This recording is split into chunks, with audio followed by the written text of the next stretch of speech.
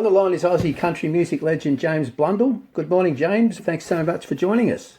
Real pleasure, Anton. Good to hear your voice. Fantastic, mate. Thank you very much. Look, first of all, we need to congratulate you on your wonderful new single, Sideways.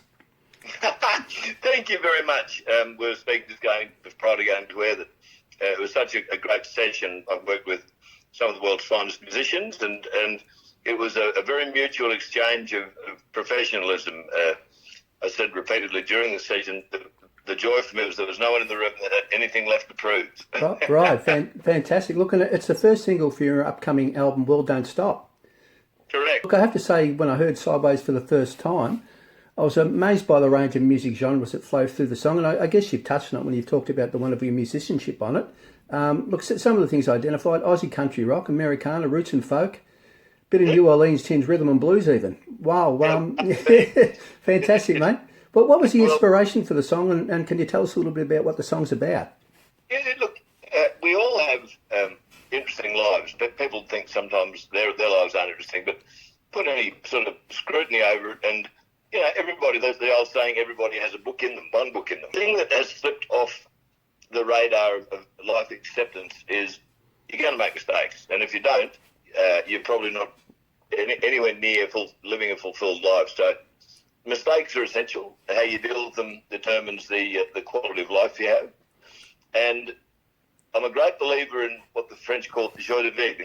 Life is to be enjoyed. It will definitely have challenges. You're going to have periods of time that are very testing. But by and large, while you're upright and breathing, you're well out of the game. Yeah, fantastic. Look, and that really comes through in the song, mate. Congratulations, it's great. With Sideways, and along with the rest of the upcoming album, are all recorded at the rest of the album and Sideways were recorded at the legendary Clubhouse Studios in Rhinebeck, New York State. They were indeed. It's one of the last residential studios in America, which astounds me. We've got several in Australia, but there's nothing more fulfilling than going into an area or an entity that is specifically set aside for having somewhere that you can sleep comfortably, eat on site, and just spend those days dedicated to making music. It's a rare privilege, and as a child of the 60s, I was born in December 1964. I have the same birth as Jim Morrison. Right. And it was 38 kilometres from Woodstock, which is one of the absolute pivotal points of the evolution of contemporary pop music. So I felt about 18 boxes had been ticked in one session. Great. Yeah, fantastic. And we touched on the quality of musicianship and the people who contributed. But what about, can we actually talk about some of them specifically who actually contributed to Sideways in the album? Yes, the production team, a couple of two blokes that have worked together a lot. One of my favourite bands, along with everybody else in the world, was a band called The Band. Yep. Yeah, so Levon Helm was the drummer in the band and one of the main songwriters.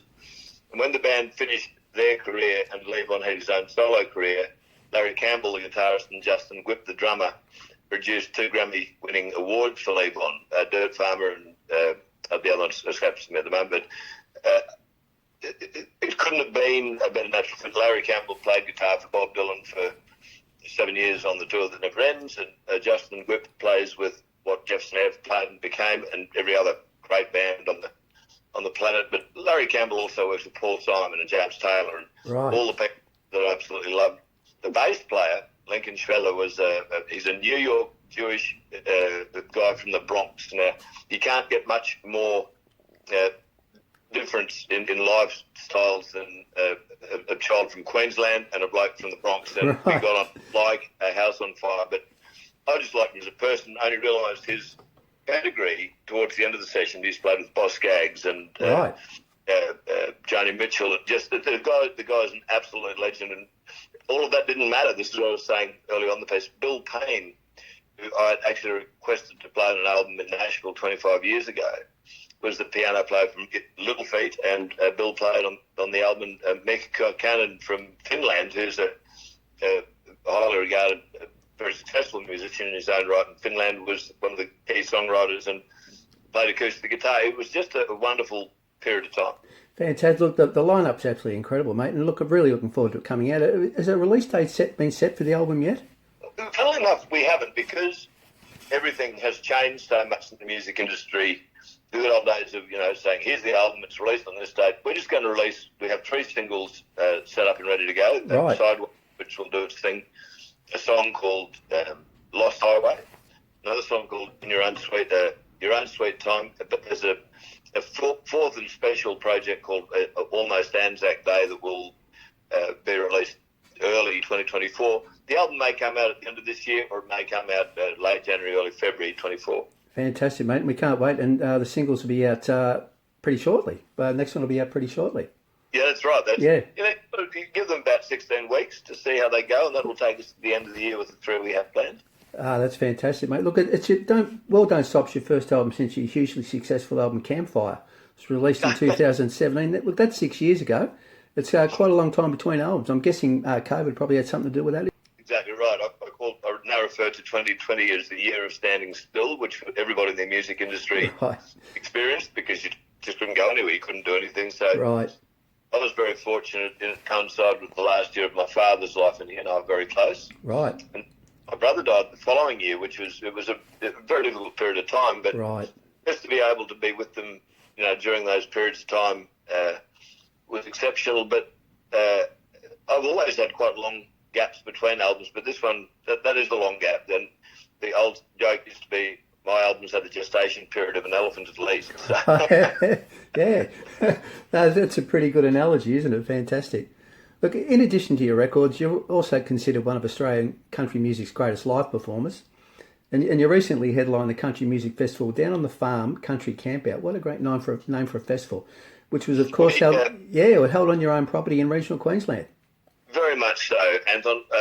For a long time, I'd been wanting to bring people onto the property, but in a very specific sense.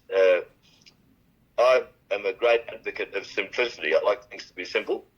And we are intending to have 2 of those events a year, maximum of 500 people, so they're really quite intimate. Right. But the more people that bring their swag as opposed to a tent, the happier I am, because the weather's always stable in those periods of the year, and I just want people to get back to sleeping on the ground and eating simple food and listening to music. And if you drink too many beers, well, that's okay too, because you can't run into anybody. No, that's fantastic. And so you're planning to have 2 a year, are you?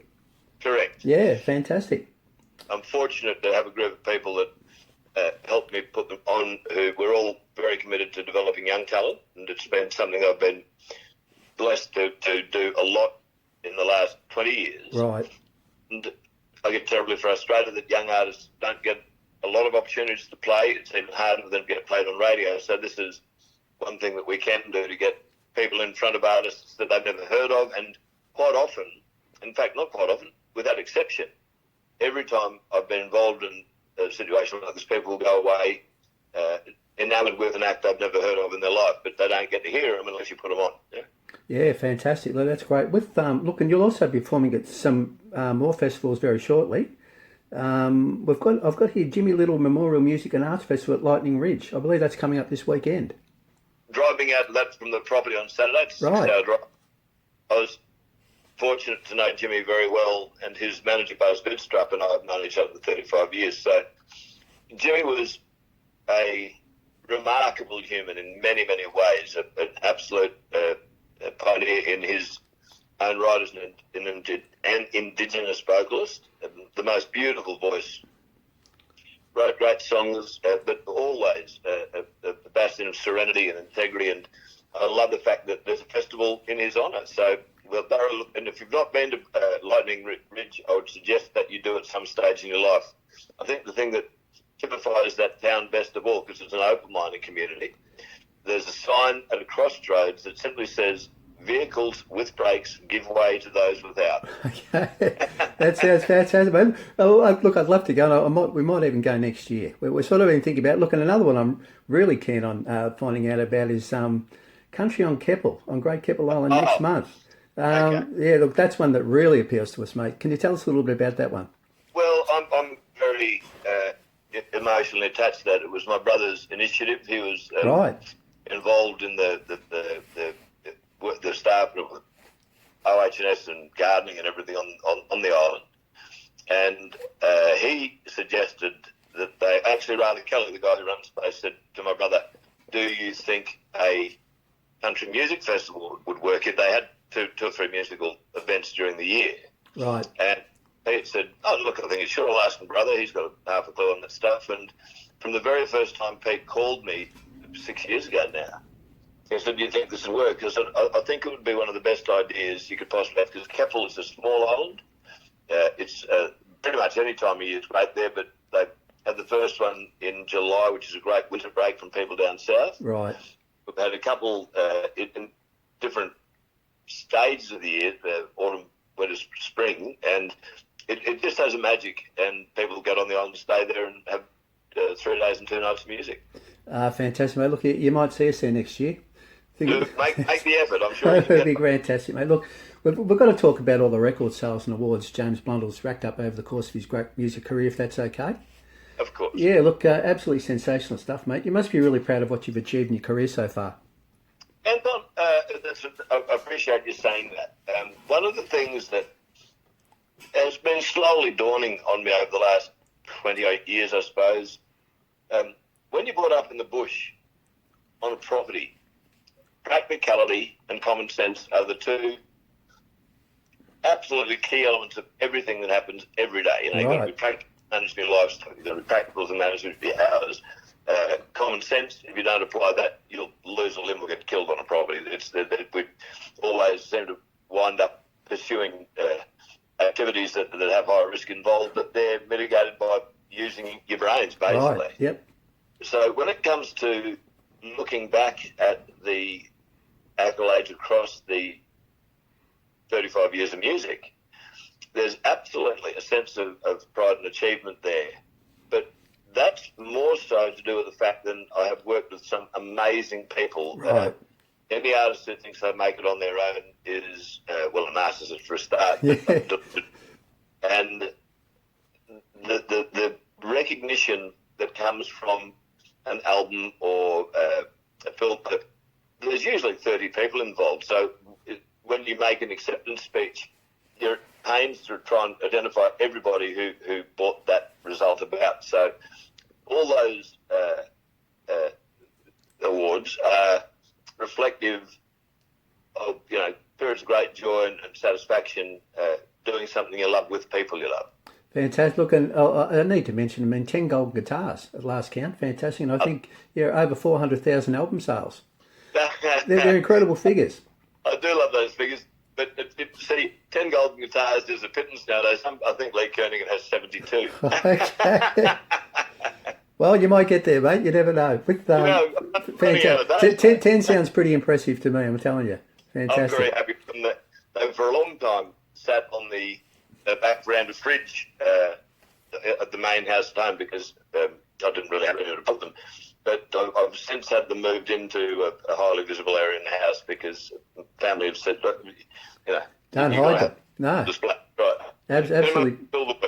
Fantastic, mate. Look, and we sort of touched on it a little bit. Can we talk about the very early days of your music career for a moment, if that's okay? I mean, you talked about the period of time where you've worked with some wonderful people. What about the really early days? Look, legend has it that you decided to take up music after injuring your back working on a farm in Papua New Guinea. Is that story true?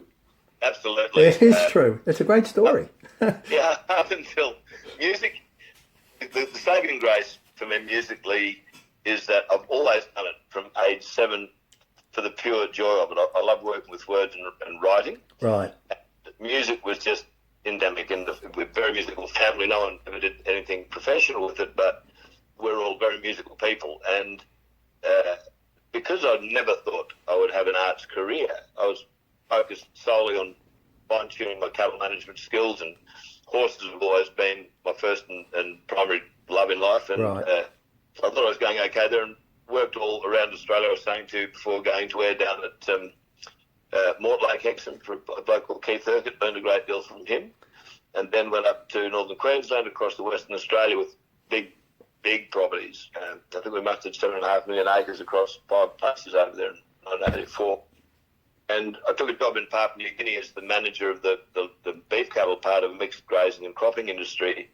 in the Ramu Valley, which people back then didn't even know was an industry. And that was all Brahman cattle, and I got myself on the wrong side of an old fellow who did not want to go to the meat works.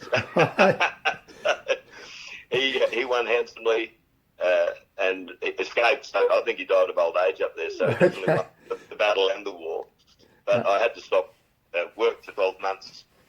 Fortunately, I had a very sympathetic boss who had several serious injuries in his life, neck and back, and he said, "Mate, you can't be soldier on through this stuff. You have to go and get yourself fixed up, or you're going to have a lifetime of chronic pain and difficulty." So I had nothing. I couldn't do anything. I wound up in Sydney under heavy treatment, and literally it was a very mercenary move to go, well, the only other skill I have besides horses, cattle and fencing, I can play and sing. And once I got mobile again, I took my guitar and walked down Miller Street in North Sydney, knocking on doors and saying to people, "If I play, will you pay me?" Not knowing there was an entire industry around it. Yeah.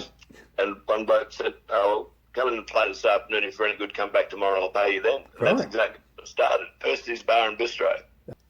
The other part that was fun, because that could have just stayed as a year of playing bars in Sydney while I recovered, but I was playing one Sunday afternoon at a reasonably rough pub in a suburb called Auburn, and a guy called Bob Harvey, who's since passed, was in the bar. He was a fellow who used to do the welding on the gas lines that when they're laying all the gas lines out through New South Wales and southern Queensland. Right. A really specialised craft because they X-ray them and make sure the gas can't leak, blah, blah, blah. And he asked about a couple of songs I played. He said, "Who's those?" And I said, "They're mine, I wrote them." And he went back up to his room and came down having torn a page out of the Sunday Telegraph, which was an entry form for the Tamworth Starmaker Quest. And Right. I filled it out and sent it in and thought, I'll never hear anything about it. I actually had forgotten I'd done it. And then they got in touch saying, "We've received your demos and we'd like you to come up and be part of the finalists." Fantastic. Crazy stuff, and wound up winning that, and that led to television and touring with the Deltones. And You need to talk about Mortlake for a moment. I mean, down our neck of the woods here in southwest Victoria. several amazing things happened down there. I loved the area down there because I'm from Queensland. We're quite broadacre.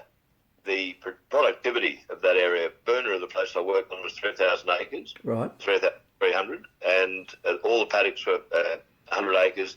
The first time I cast my dog to get sheep, he went through 3 fences because he could see sheep and he was so it was a real education in intense farming practices, one of which I just brought up last night in a pasture improvement program seminar. And I was going to say to you, because we're talking prior to going to about what sort of day we're having, the hottest and coldest I've ever been in my life on the planet have both been in Victoria. Okay.